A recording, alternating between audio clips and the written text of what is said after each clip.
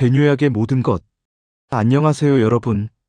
오늘은 많은 분들이 헷갈려 하시는 배뇨약에 대해 완벽하게 정리해 드리겠습니다. 병원에서 소변 문제로 약을 받아왔는데 먹고 나니까 오히려 더 불편해졌다는 경험 혹시 있으신가요? 사실 이런 일이 생각보다 자주 일어납니다.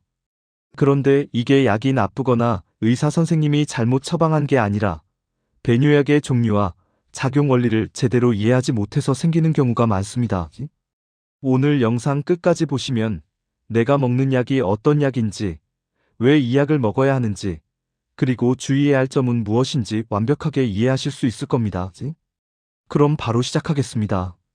일부 배뇨약이 왜 다른가? 먼저 가장 중요한 개념부터 짚고 넘어가겠습니다. 배뇨약은 모두 같은 약이 아닙니다. 이게 핵심입니다. 감기약을 생각해 보세요. 코감기와 목감기는 증상이 다르고 필요한 약도 다르잖아요. 배뇨약도 마찬가지입니다. 소변 문제는 크게 두 가지 상황으로 나눌 수 있습니다. 첫 번째는 소변을 너무 자주 보게 되는 경우입니다. 방광이 예민해져서 조금만 차도 신호를 보내는 상황이죠. 이럴 땐 방광을 진정시켜야 합니다. 두 번째는 소변이 잘 안 나오는 경우입니다. 길이 막혀 있거나 좁아진 상황이니 출구를 넓혀줘야 합니다. 같은 소변 문제지만 원인이 정반대죠? 그래서 약도 정반대로 작용합니다. 예를 들어 전립선이 커진 남성의 경우 출구가 좁아져서 소변이 잘 안 나오면서도 방광에 소변이 계속 남아있으니까 자주 마렵기도 합니다. 이럴 때 단순히 자주 마렵다고 방광을 진정시키는 약을 먹으면 어떻게 될까요? 네, 소변이 아예 안 나올 수도 있습니다. 반대로 소변이 잘 안 나온다고 출구를 여는 약만 먹으면 방광이 예민한 사람은 증상이 나아지지 않을 수 있죠. 그래서 오늘 이 두 가지 약을 확실히 구분해서 알려드리겠습니다. 방광을 넓히는 약. 첫 번째 종류입니다. 방광을 넓히는 약, 정확히는 방광의 수축을 억제하는 약입니다. 이 약의 정식 명칭은 항콜린제 또는 베타3 작용제입니다. 약국에서 받을 때 약 이름을 보면 데시케어, 토비엔, 미라베론 같은 이름들을 볼 수 있을 겁니다. 이 약들은 어떻게 작용할까요? 방광은 근육으로 이루어진 주머니입니다. 소변이 차면 신경이 신호를 보내고 방광 근육이 수축하면서 소변을 밀어내죠. 그런데 어떤 사람들은 이 방광 근육이 너무 예민합니다. 조금만 차도 수축 신호가 와버려요. 그래서 화장실을 자주 가게 되고 갑자기 참을 수 없이 마려운 느낌이 들기도 합니다. 이게 바로 과민성 방광입니다. 방광을 넓히는 약은 이 수축 신호를 약하게 만들어줍니다. 그러면 방광이 더 많은 소변을 담을 수 있게 되고 화장실 가는 횟수가 줄어들죠. 그럼 어떤 사람들에게 이 약이 필요할까요? 첫째, 하루에 8번 이상 소변을 보는 분들입니다. 정상적으로는 하루 4번에서 8번 정도가 적당한데 그 이상이면 빈뇨라고 봅니다. 둘째, 갑자기 참을 수 없이 급하게 마려운 증상이 자주 있는 분들입니다. 이걸 절박뇨라고 합니다. 셋째, 밤에 자다가 소변 때문에 2번 이상 깨는 분들입니다. 이건 야간뇨라고 하죠. 이런 증상들이 있을 때 방광을 넓히는 약이 도움이 됩니다. 실제로 이 약을 복용하면 많은 분들이 삶의 질이 크게 개선됐다고 말씀하십니다. 외출할 때 화장실 걱정을 덜 하게 되고 밤에 푹 잘 수 있게 되니까요. 하지만 주의할 점이 있습니다. 첫 번째, 입이 마를 수 있습니다. 항콜린제는 침샘에도 영향을 줘서 침분비가 줄어들 수 있거든요. 그래서 물을 자주 마시는 게 좋습니다. 두 번째, 변비가 생길 수 있습니다. 장 운동도 줄어들 수 있으니 섬유질을 충분히 섭취하시는 게 좋아요. 세 번째, 시야가 흐려질 수 있습니다. 특히 녹내장이 있는 분들은 반드시 의사 선생님께 말씀드려야 합니다. 그리고 가장 중요한 주의사항입니다. 전립선이 커져 있는 분들이나 소변이 잘 안 나오는 문제가 있는 분들은 이 약을 조심해야 합니다. 왜냐하면 방광이 수축하는 힘을 약하게 만드니까 출구가 좁은 상태에서는 소변이 아예 나오지 않을 수도 있거든요. 실제로 응급실에 오시는 분들 중에 소변이 전혀 나오지 않아서 오시는 경우가 있습니다. 이걸 요폐라고 하는데 매우 고통스럽고 위험한 상황입니다. 그래서 방광을 넓히는 약을 처음 드실 때는 반드시 의료진의 지시를 따라야 하고 소변이 평소보다 안 나온다 싶으면 바로 병원에 연락하셔야 합니다. 출구를 여는 약. 이제 두 번째 종류, 출구를 여는 약에 대해 알아보겠습니다. 정식 명칭은 알파 차단제입니다. 약 이름으로는 하루날, 탐스로신, 독사조신 같은 이름들이 있습니다. 이 약은 어떻게 작용할까요? 소변이 나가는 길목에는 방광 출구와 전립선, 요도가 있습니다.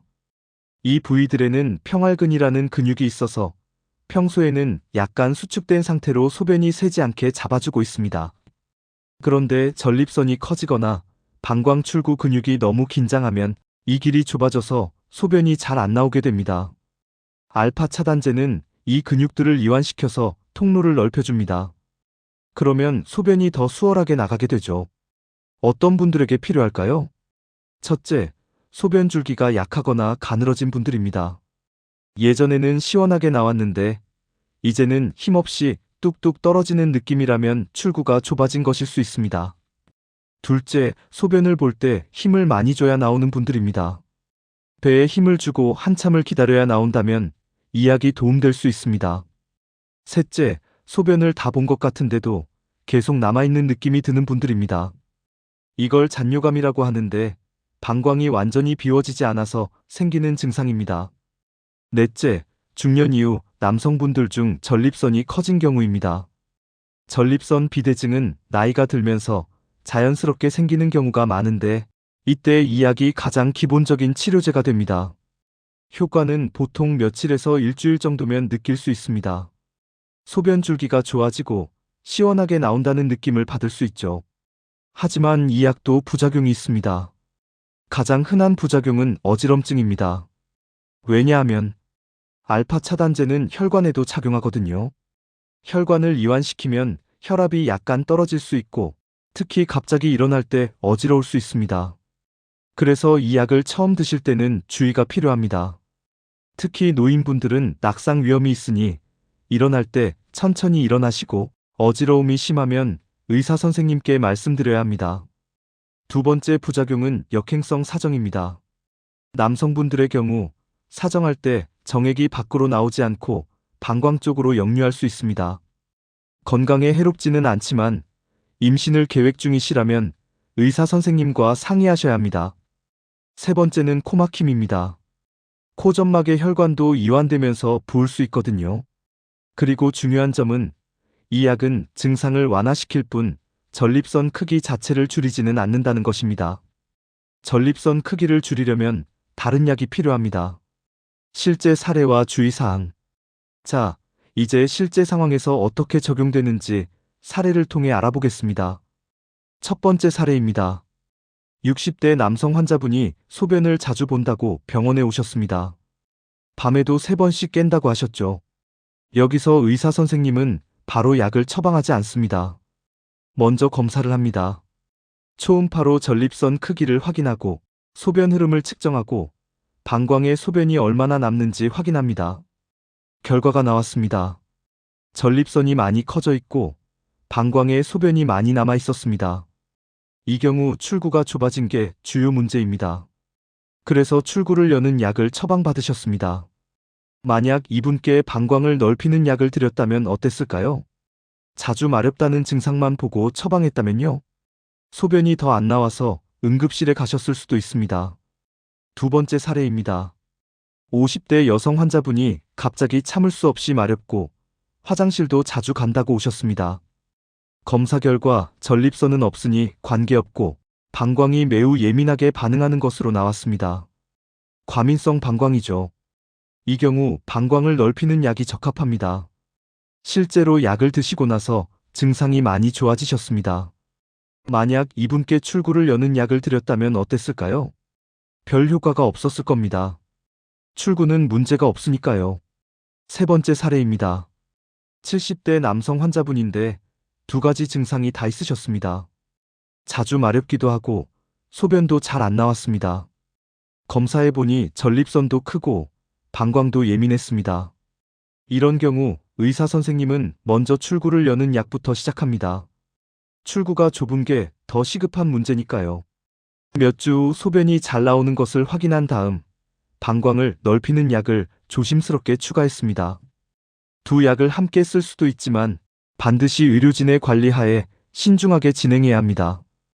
이 사례들이 보여주는 핵심은 무엇일까요?